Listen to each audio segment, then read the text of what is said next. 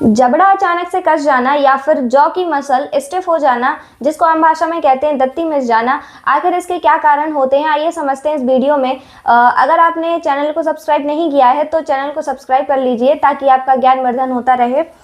तो इसको समझने से पहले समझते हैं नर्वस सिस्टम के बारे में कि जो तंत्रिका तंत्र होता है ये किस प्रकार से काम करता है, क्योंकि पूरी बॉडी कोऑर्डिनेटेड होती है हार्मोनल बेसिस पे और न्यूरॉन्स के बेसिस पे।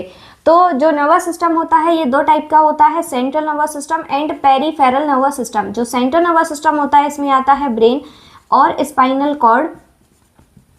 कॉर्ड यानी कि रीढ़ की हड्डी, और पेरिफेरल नर्वस सिस्टम में आता है autonomic nervous system and somatic nervous system. तो जो सोमैटिक नर्वस सिस्टम होता है ये वॉलंटरी कंट्रोल होता है, जैसे कि मुझे अपने हाथ की मसल्स को कॉन्ट्रैक्ट करना है, रिलैक्स करना है, फास्ट करना है, स्लो करना है, तो ये पूरा कंट्रोल मेरे ऊपर है। तो मैं अपने हाथ की मसल्स को क्या कर सकती हूँ, कॉन्ट्रैक्ट भी कर सकती हूँ, रिलैक्स भी कर सकती हूँ अपने अकॉर्डिंग। लेकिन जो ऑटोनोमिक नर्वस सिस्टम होता है ये उन ऑर्गन्स के लिए होता है जिन पे हमारा वॉलंटरी कंट्रोल नहीं होता है, ये इनवॉलंटरी के लिए होता है। तो ऑटोनोमिक नर्वस सिस्टम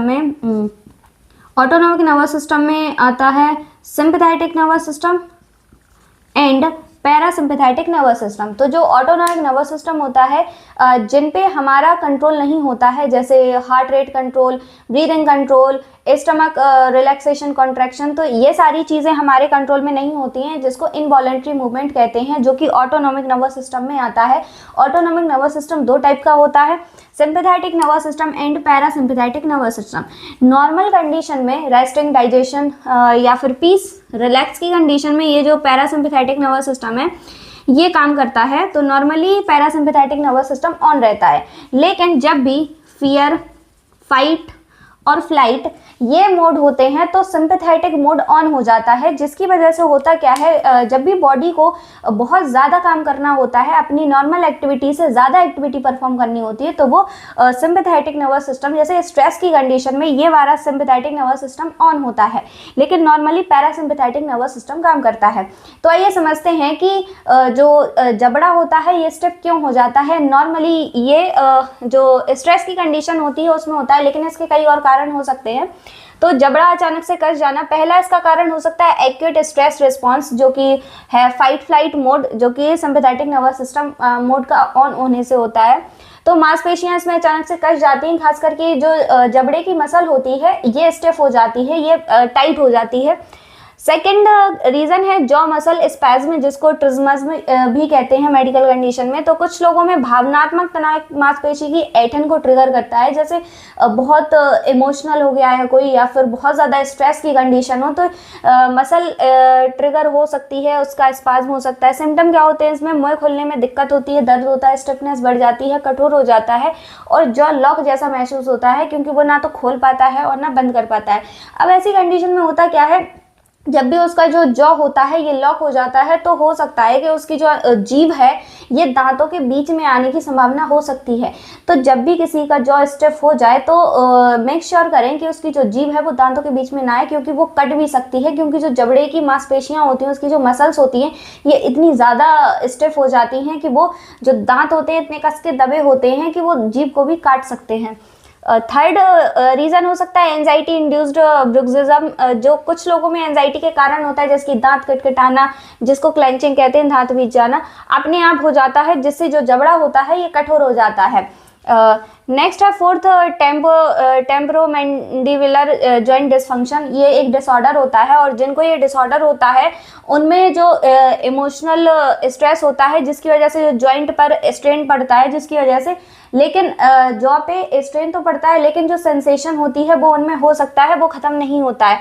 क्या ये खतरनाक हो सकता है, और अगर हाँ तो फिर ये कितना खतरनाक होता है?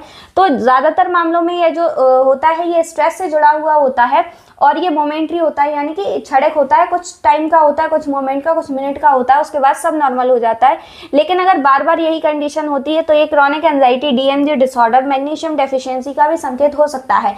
न्यूट्रिशनल डेफिशिएंसी के कारण भी जॉ स्टिफनेस हो सकती है, जो कि मेनली मैग्नीशियम डेफिशिएंसी के कारण होती है, जो कि मसल को कॉन्ट्रैक्ट और रिलैक्स करने के लिए जो मिनरल्स होते हैं उनकी ज़रूरत पड़ती है। उपाय क्या हो सकता है इसका? स्लो डीप ब्रेथ, यानी कि थोड़े आराम आराम से सांस लेना। जितनी गहरी सांस लेते हैं उतना ज़्यादा रिलैक्स फील होता है, क्योंकि जब भी sympathetic nervous system mode on होता है तो हार्ट बीट बढ़ जाती है, ब्रीदिंग रेट बढ़ जाता है, जिसकी वजह से जो ऑक्सीजन की डेफिशिएंसी होती है वो हो जाती है, मसल्स को अच्छे से ऑक्सीजन की सप्लाई नहीं हो पाती, कार्बन डाइऑक्साइड की भी डेफिशिएंसी हो जाती है।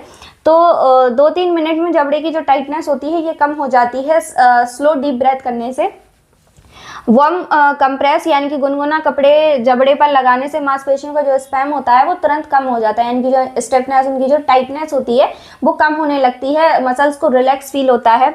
जॉ रिलैक्सेशन एक्सरसाइज यानी कि जबड़े को आगे पीछे ऊपर नीचे ऐसे करने से जो उसकी स्टिफनेस होती है उसमें कमी आती है और जो स्टिफनेस होती है वो रिलीज होने लगती है, यानी कि जो लॉक होता है वो रिलीज होने लगता है। टंग अप टेक्निक इसको कहते हैं।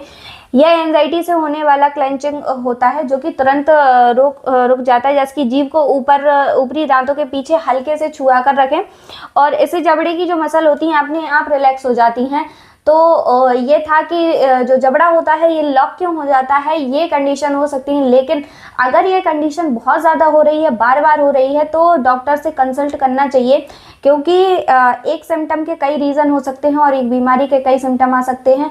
तो घर पे घरेलू इलाज करने की कोशिश ना करें। लेकिन हाँ, अगर किसी व्यक्ति को मसल स्टिफनेस हुआ है, उसका जबड़ा लॉक हुआ है, तो फिर लोग करते हैं कि उसके आगे पीछे पूरा ऐसे उसके ऊपर ही ऐसे टूट पड़ते हैं कि इसको क्या हो गया क्या हो गया।